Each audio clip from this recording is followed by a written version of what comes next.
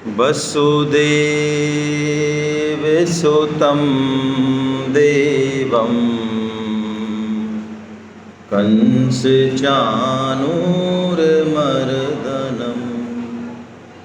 देवकी परमानन्दं कृष्णं वन्दे जगद्गुरुम्। आप सभी वैष्णव जनों के चरणों में दंडवत प्रणाम। हरे कृष्णा। भगवान श्री कृष्ण की असीम कृपा कि हम आज तीसरे दिन भी भगवत चर्चा के लिए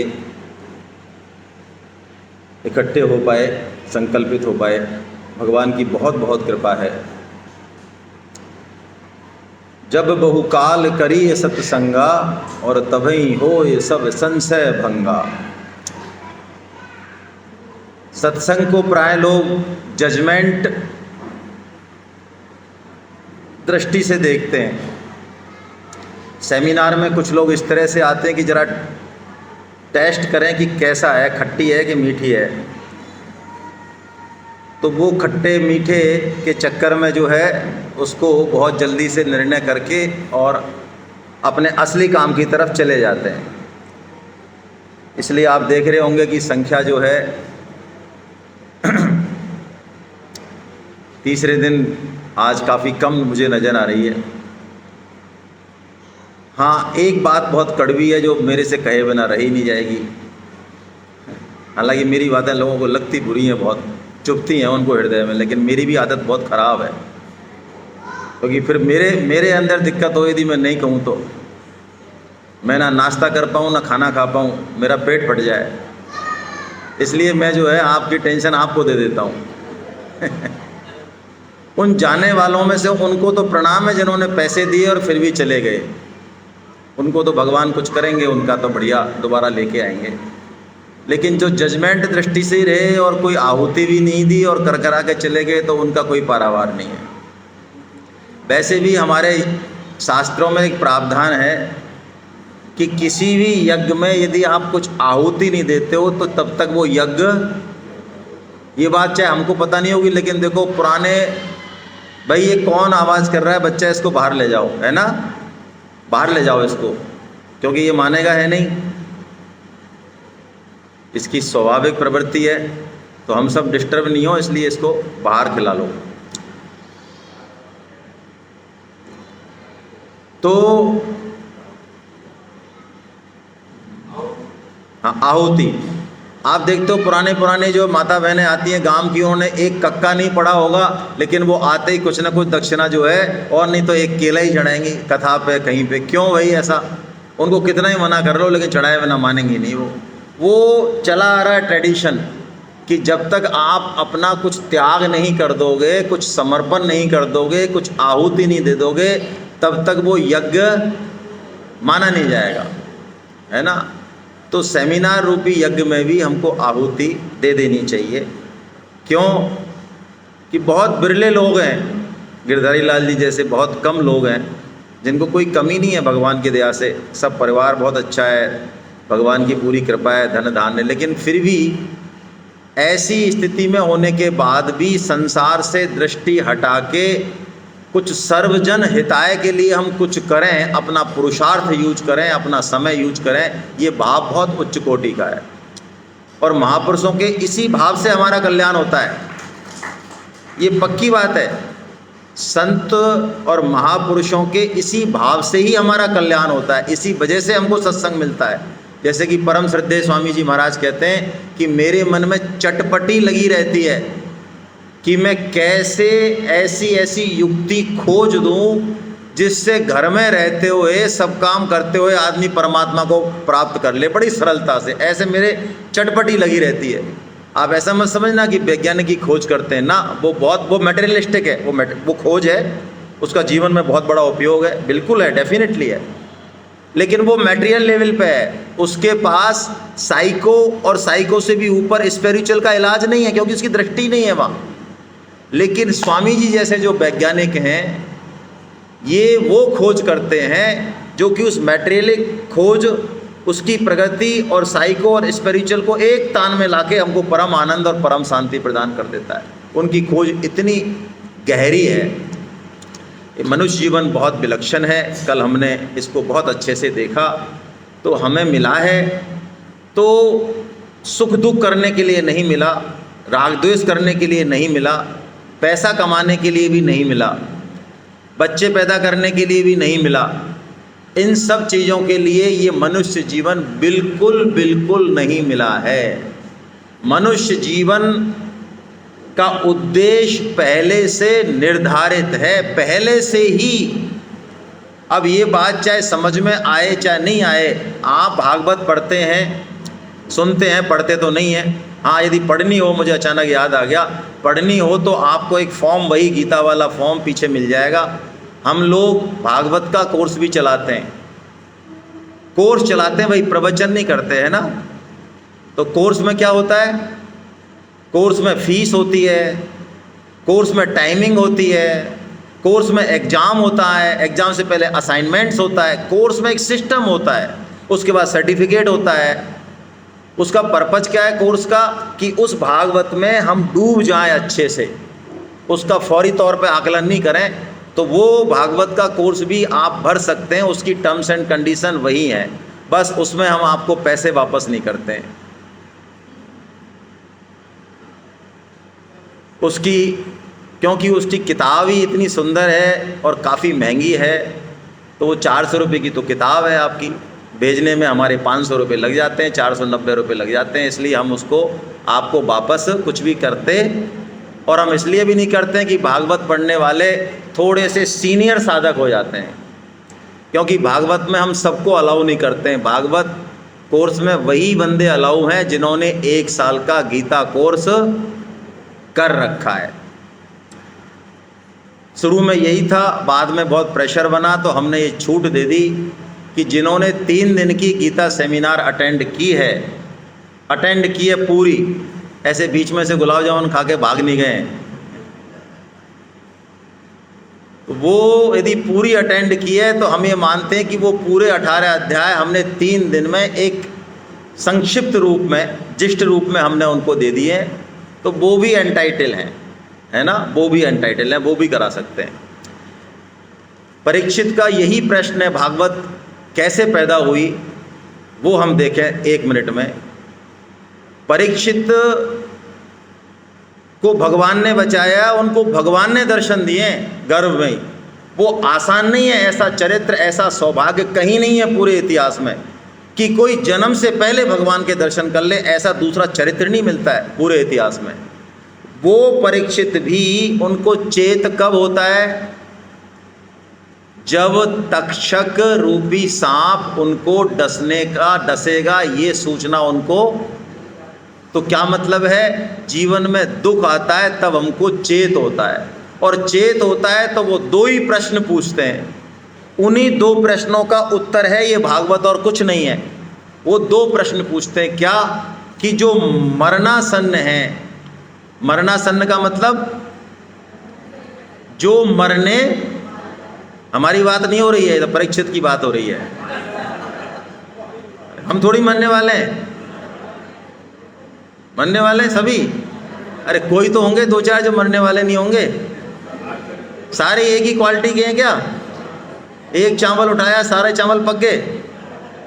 अच्छा, स्वामी जी तो यही कहते कि यहाँ सब जो हैं वो मरने वाले ही मरने वाले बैठे हैं। तो परीक्षित का प्रश्न, इसका मतलब हमारा भी प्रश्न है, हमारे लिए भी है, क्योंकि परीक्षित ने पूछा ही है कि जो मरणासन्न है, आसन्न है, यानी मृत्यु जिनकी तरफ आ रही है लगातार, आसन्न, तो हमारी तरफ आ रही है मृत्यु, आ रही है, तो उनके लिए क्या कर्तव्य है, यानी उनको क्या करना चाहिए।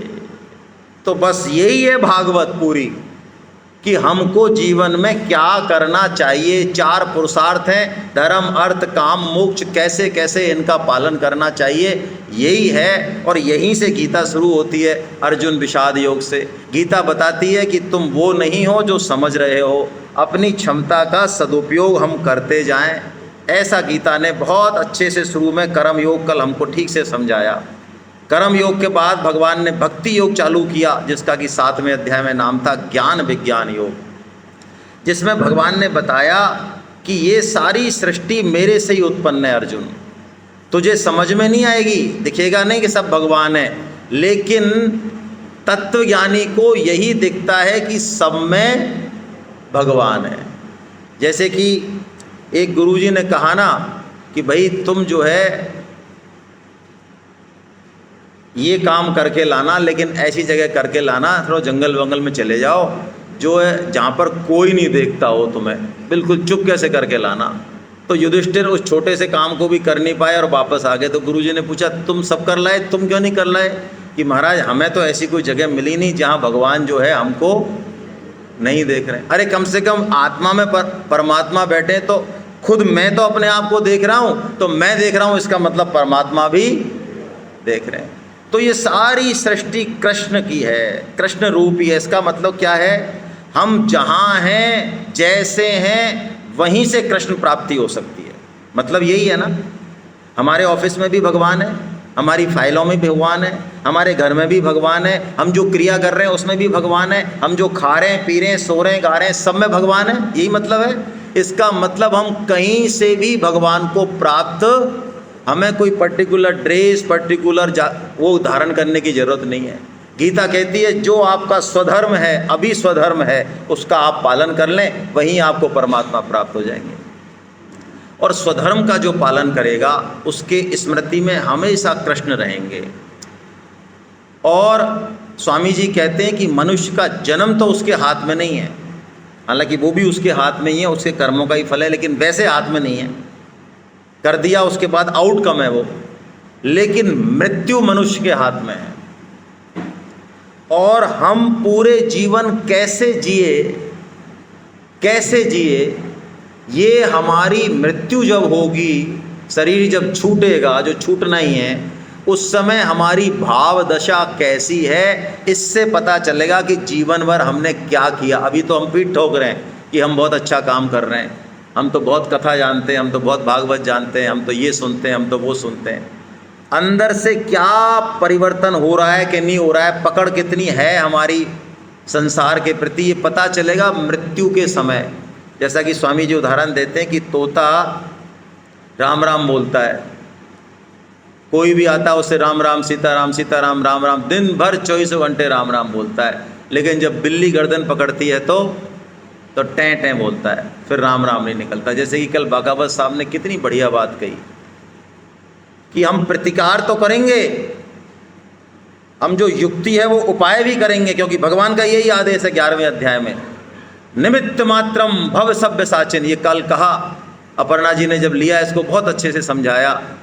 भगवान ने कहा सभ्य साची बनो, और ये शब्द गीता में केवल एक बार आया है। सभ्य साची का मतलब है जो दोनों हाथों से बांध चला सके, यानी हमको अपने स्वधर्म में, कर्तव्य कर्म में 100% लगाना है, 100%।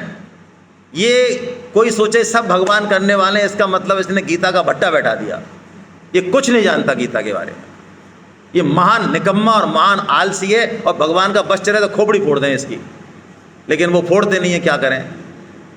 ऐसा व्यक्ति जो ऐसा मानता है गीता का अर्थ भगवान का, तो भगवान का बस चले तो इसी खोपड़ी फोड़ देंगे। तो जो सब कुछ कहता है सब भगवान करेंगे, ऐसा नहीं है। सभ्य साचिन बनो, लेकिन अपने आप को क्या समझो, निमित्त मात्रम भव सभ्य साचिन, क्योंकि ये सारी सत्ता सब कुछ भगवान का ही है। मुझे तो एक रोल मिला है नाटक में, तो मैं उस रोल को अच्छे से जी जाऊं।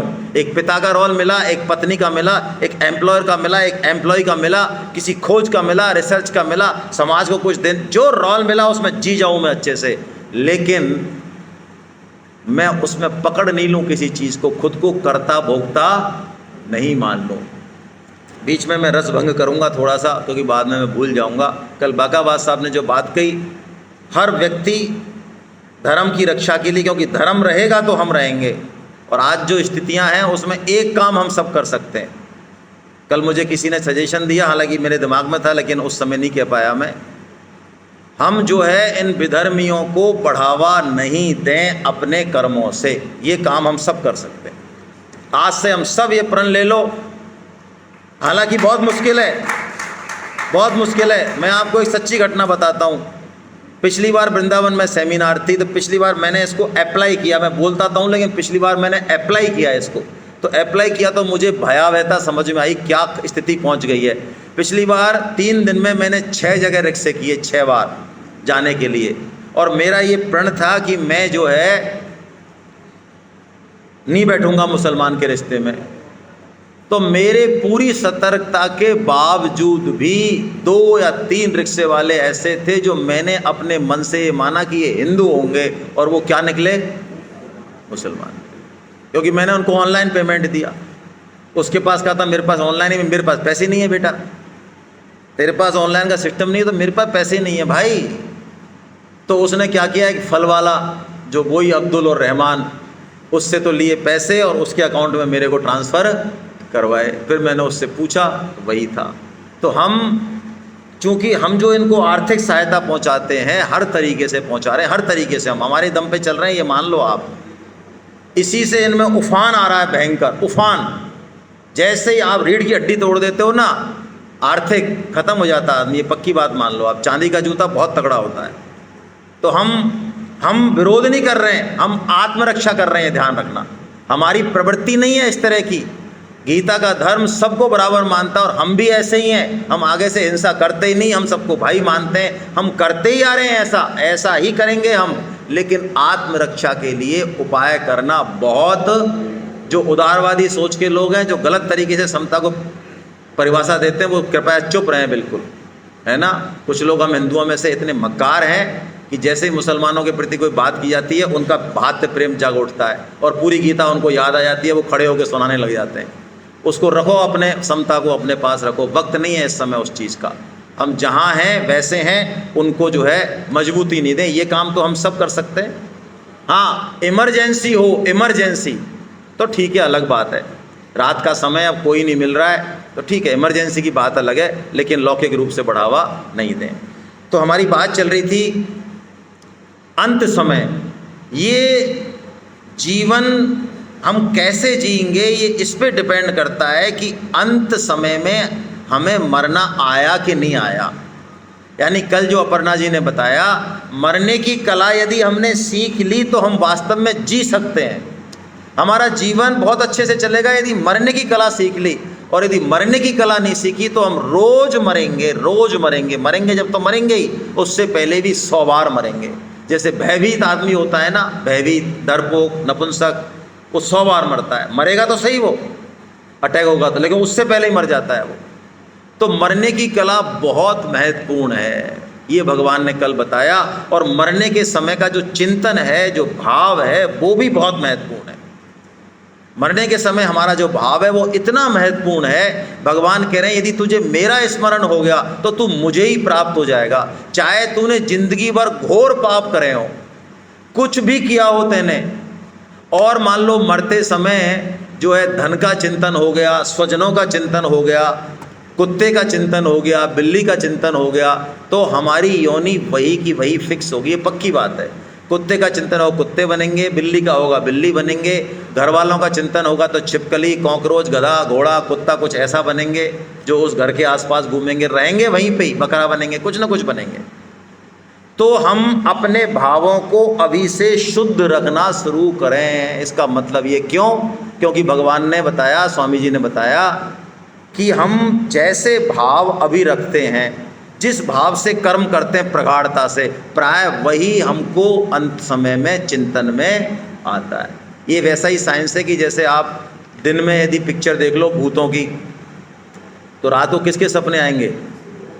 भूतों के आएंगे, क्योंकि आपने बड़े गौर से देखी है, वो इन्वॉल्व होके देखी है। अच्छा, आप माला करो मान लो, तो रात को माला के सपने आ जाएंगे? नहीं आते। क्यों नहीं आते? हमको नहीं आते हैं। देखो, जबकि माला करिए, 16 करिए, 4 घंटे लगाएं, तब भी नहीं आते। क्यों? क्योंकि माला करने का जो काम था वो उतने इन्वॉल्वमेंट से नहीं हुआ। जितना इन्वॉल्वमेंट होगा, राग होगा जिस कर्म में, उसका प्रिंट चित्त पर उतना गहरा पड़ेगा। थोड़े से छोटे से कर्म का भी प्रिंट बहुत गहरा पड़ेगा और वही याद आएगा लास्ट में। तो हमको करना क्या है? हमको यही करना है जो कल बताया गया, तस्मात् सर्वेषु कालेषु, हर काल में भगवान का स्मरण रखना है। क्रिया कोई भी करें, कंप्यूटर पे काम कर रहे हैं तो भी फाइल निकाल रहे हैं, तो भी रोटी बना रहे हैं, तो भी नहा रहे हैं, धो रहे हैं, झाड़ू लगा रहे हैं, सब्जी बेच रहे हैं दुकान में, सब कामों के साथ भगवान का स्मरण रखें। आप कहेंगे ये संभव है क्या? हाँ बिल्कुल संभव है, तभी कह रहे हैं भगवान, असंभव बात तो कहते ही नहीं। अच्छा, हम अपना नाम याद रखते हैं क्या? माला फेरते हैं?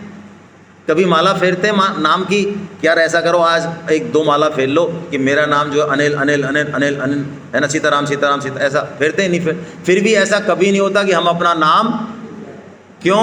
क्योंकि हमने एक बार अपनी अहमता में बैठा लिया, अब कोई संशय नहीं है, मेरा नाम ये है, डाउट नहीं है, बस खत्म। मैं स्त्री हूँ कि पुरुष हूँ ये बात मैं भूलता हूँ? मैं कभी नहीं भूलता हूँ। तो जो चीज़ अहमता में बैठ जाती है वो हमेशा याद रहती है, चाहे हम कुछ भी करें, हमेशा। यहाँ तक कि हम सो जाते हैं ना, नींद में भी हमको वो चीज़ याद रहती है। आप देखते हैं नींद में यदि किसी को आवाज़ दो तो प्राय चांस यही है कि उसी नाम वाला व्यक्ति उठेगा, चांस यही है प्राय। यदि सबकी नींद एक जैसी है तो अब ये अलग बात है किसी को नींद नहीं आ रही वो बोट के आ जाए, ऐसा नहीं कह रहा हूँ। 4 आदमी सो रहे हैं, हम रामलाल को आवाज़ दें तो चांस यही है कि कौन उठेगा? रामलाल सो रहा है, मन काम नहीं कर रहा, बुद्धि काम नहीं कर रही ना, लेकिन फिर भी उसको मन बुद्धि गए उसके, सो रहे हैं, अक्रिय हैं, फिर भी उसको ये पता है कि मेरा नाम देखो आप। तो इसका मतलब हम जो है हमेशा भगवान का स्मरण रखें, हमेशा। और इसका सबसे बढ़िया उपाय है, आप मेरी बात मान लें, सबसे बढ़िया उपाय नाम जप और गीता की क्लास। शुरू में हाँ बिल्कुल हमारे करने से नहीं होगा। आप गीता क्लास में जाइए, साल भर पढ़िए सिस्टम से, आपको चाहे गीता आती है तब भी पढ़िए। मैं तो कहता हूँ लोग 4-4, 5-5 साल कोर्स करते हैं। आप गीता से रेगुलर जुड़िए, आप सेवा दीजिए और आप नाम जप कीजिए, भगवान की माला कीजिए, अवश्य कीजिए। कितने भी बिजी हों हम, कितने भी ऊंचे अफसर हों हम, भगवान की माला पकड़िए और 1-2 माला अवश्य कीजिए डेली। और यदि किसी दिन नहीं कर पाए तो उस दिन खाना स्किप कर दें। आपको साहब मेरे को ध्यान नहीं रहा कल, मैं तो चाहता हूँ माला कर लेने, क्या करूँ भाई साहब, भूल गया, मैं तो इतना सीधा आदमी हूँ मैं। तो आपसे मेरी प्रार्थना है जिस दिन भूल जाए अगले दिन का उपवास कर लें, है ना। फिर आपकी बुद्धि आपको जिंदगी में नहीं भूलने देगी, वो कह देगी बेटा माला कर ले, खाना खाना है ना। ठीक है, ये इलाज हो गया। उस दिन बुद्धि से कह दो बेटा तूने कल माला नहीं की थी, मन बुद्धि से कह दो, इसलिए आज तेरी छुट्टी, फायदा होगा शरीर को। तो माला कीजिए और गीता क्लास में एडमिशन लीजिए। और इन दोनों से भी ऊपर बात जो कल हम चर्चा कर चुके, जिस पे ये सारा सिस्टम टिका हुआ है, हम अपना कल्याण करें, बहुत अच्छी बात है भाई, ये तो करना ही है। एक तो जो है नाव होती है जिस पर बैठ के हम पार कर जाएं, लेकिन एक जहाज होता है जो खुद तो तैरता है, 100-200 लोगों को भी तैरा देता है। तो यदि हमको खुद का कल्याण करना है तो एक पैथी तो ये है कि हम अपना कल्याण करें। ये रास्ता बड़ी अच्छा है, मना नहीं है, बहुत अच्छा रास्ता है, लेकिन इससे भी अच्छा रास्ता है, इससे भी सुंदर सुगम रास्ता है कि हम दूसरों का कल्याण कैसे हो इस चटपटी में लग जाएं। और दूसरे का कल्याण कैसे होगा? रोटी खिलाने से, उसका धन बढ़ जाए इससे, उसका शरीर अच्छा हो जाए, हाँ ये सेवा है, ये करनी चाहिए, लेकिन इससे उसका कल्याण नहीं होगा। कल्याण किससे होगा? उसको भगवान में जोड़ने से। तो हम गीता का प्रचार करें और शुरुआत कहाँ से करें? घर से करें। जैसे कि मुझे बड़ी खुशी हुई, कल बात हुई, कुछ धर्म पत्नियां जो हैं कान पकड़ के कुछ लोगों को ले आई हैं यहाँ पे। भाई देखो, ये धर्म पत्नी जो है ना, जो कान पकड़ के अपने पति देव को ले आई हैं, तो उनके लिए ताली बजा दो आप। क्यों? मैं क्यों कह रहा हूं कि इन्होंने आज अपना नाम सार्थक कर दिया धर्म पत्नी का। पता है हमारे यहाँ काम पत्नी नहीं कहा, हमारे यहाँ पत्नी नहीं कहा, हमारे यहाँ क्या कहा? क्या मतलब है इसका? वो ना ना ना, अब देखो आदमी की फितरत तो जाएगी नहीं, वो भोग तो करेगा। शास्त्र भी जानते हैं भोग करे बिना ये मानेगा नहीं। 2 तरह के व्यक्ति होते हैं, एक तो लड्डू खा के पछताते हैं, एक बिना लड्डू खाए पछताते हैं। तो धर्म पत्नी का जो कंसेप्ट है, विवाह का जो कंसेप्ट है, बहुत मौलिक कंसेप्ट है हमारे सनातन धर्म का। वो संयमित, मर्यादित, वो जो काम वृत्ति हमारी चारों तरफ फैली हुई है जिससे हमारा सत्यानाश हो जाएगा, उस काम वृत्ति को शास्त्र ने क्या किया, एक स्त्री और एक पुरुष में केंद्रित कर दिया। ये ओके है, ये धर्म संगत है। अच्छा ठीक है, फिर वहाँ पर भी धर्म के अनुसार मर्यादित व्यवहार करते हुए, भोग कराते हुए, और उसको अल्टीमेटली किधर जोड़ना है, भगवान की तरफ। इसीलिए वो कहलाती है धर्म पत्नी। यदि वो सिर्फ भोग का ही रोल करे तो वो धर्म पत्नी नहीं है। तो इसलिए मैंने ताली बजवाई उनके लिए, है ना। तो ये गीता प्रचार हमको अवश्य अवश्य करना है। मैं आपसे पूछता हूँ, जो व्यक्ति, जैसे कि देखो मैं प्रैक्टिकली उदाहरण देता हूँ, चलो संतोष जी गोयल साहब जो कल जिन्होंने भजन सुनाया, ये भी आचार्य हैं गीता के, हमारे बहुत पुराने आचार्य हैं। हम मासिक सत्संग करते हैं जयपुर में 400-500 लोगों का, और पिछले कई सालों से कर रहे हैं, 8-10 सालों से। ये किसी भी मासिक सत्संग में जिसमें बढ़िया बढ़िया भगवान की बात होती हैं, सत्संग होते हैं, बड़े बड़े संत आते हैं, ये कभी भी उस सत्संग में अंदर नहीं आते। कितनी बेकार बात है ना।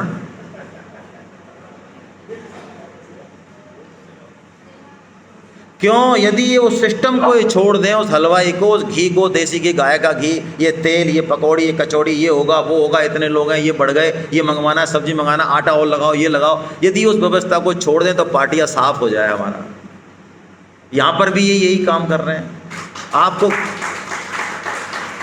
आपको क्या लगता है? और हम माला फेर रहे हैं, सत्संग कर रहे हैं, आपको क्या लगता है?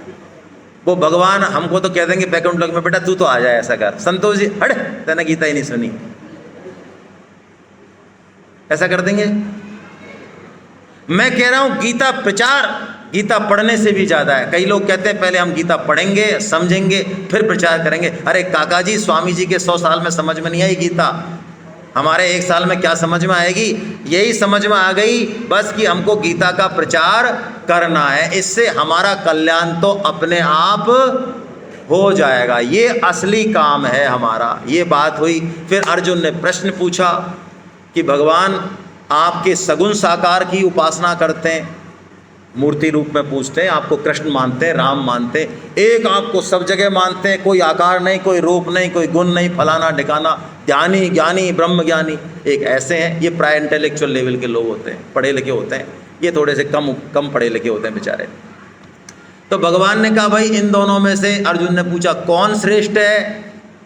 तो भगवान ने कहा कि मेरे तो ये सगुण साकार वाले, मेरे मत में तो ये, लेकिन ये भी पहुंचते तो एक ही जगह, ये भी यहीं पहुंचते हैं और ये भी, मार्ग अलग अलग है। तेरे लिए मैं ये रिकमेंड करता हूँ सगुण साकार वाला, ये भगवान ने गीता में कह दिया। तो प्रश्न आता है कि कोई मान लो इस साधना से जाना चाहे तो क्या दिक्कत है? तो भगवान ने कहा भैया इसमें क्लेश बहुत ज़्यादा है, इसमें त्याग, तपस्या, संयम बहुत ज़्यादा है। और कलयुग में हमारे जैसे लोग, रजोगुनी लोग, जिनको एक कचौड़ी जो है नहीं मिले, मान लो सिक्के नहीं आई, तो जो है गीता क्लास में भी याद आती रहे यार हम एक और खाते भाई साहब। ये कोई व्यवस्था है यार आपकी संतोष जी? यार अब आपको पता है 200 लोग खाने वाले, तो आपको पहले कचौड़ी सिखवानी चाहिए थी यार। हाँ, मतलब ये कोई अच्छी बात थोड़ी है यार, हमें नहीं मिली, एक ही मिली, हम एक और लेना चाहते थे। तो वो कचौड़ी जो है 2 घंटे की गीता क्लास को चाट गई। हमारा त्याग, तपस्या, संयम ऐसा है, तो बताओ हम ज्ञान मार्ग पर चल सकते हैं? लेकिन चलो कोई चलना ही चाहे, गीता तो सबके लिए भाई, कोई हमारे लिए तो है नहीं अलग अलग। तो गीता तो पंडितों के लिए भी है, विद्वानों के लिए भी है, मूर्खों के लिए भी, सबके लिए गीता तो, स्त्री पुरुष सब, जाति वर्ण है ही नहीं। तो भगवान ने 2 अध्याय बोले कि उस क्लेश जो होता है वो किस कारण होता है अर्जुन? क्लेश इस कारण होता है, सारे क्लेशों की जड़ है कि हमने अपने आप को क्या मान रखा है? शरीर मान रखा है, जबकि हम शरीर हैं नहीं। हम शरीर नहीं हैं, हम शरीर को जानने वाले हैं। तो भगवान ने 13वां और 14वां अध्याय अपनी तरफ से बोले, जिससे कि हम उस क्लेश को, उस ग्रंथि को, जो कि फर्जी ग्रंथि है लेकिन हमारे साथ घट रही है, जड़ चेतन की ग्रंथि को हम हटा दें अच्छे से, यदि हमको निर्गुण से जाना है तो भगवान ने 13वां अध्याय बोला क्षेत्र, क्षेत्रज्ञ, विभाग, योग। क्षेत्र भगवान ने कहा इस शरीर को, इस संसार को, क्षेत्र का गुण क्या है, क्षेत्र का लक्षण ये है कि वो क्षेत्र कभी पकड़ में आता ही नहीं, वो लगातार बदल रहा है। हमारा शरीर बदल रहा है, लगातार बदल रहा है। मैं कहता हूँ, आप कहेंगे नहीं बदल रहा, हम तो कल भी ऐसे ही बैठे थे, बताओ क्या फ़र्क है? फ़र्क है भाई, 1 सेकंड के 1000 हिस्से भी कर दो, उसमें भी शरीर बदल जाता है। और यदि आप नहीं मानो तो मैं एक प्रैक्टिकल एग्जाम्पल देता हूँ आपको। आपके नाखून कब बढ़ते हैं? पहले तो बताओ, बढ़ते हैं कि नहीं बढ़ते हैं? किसने देखे बताओ, खड़े हो जाओ ये कोई भी।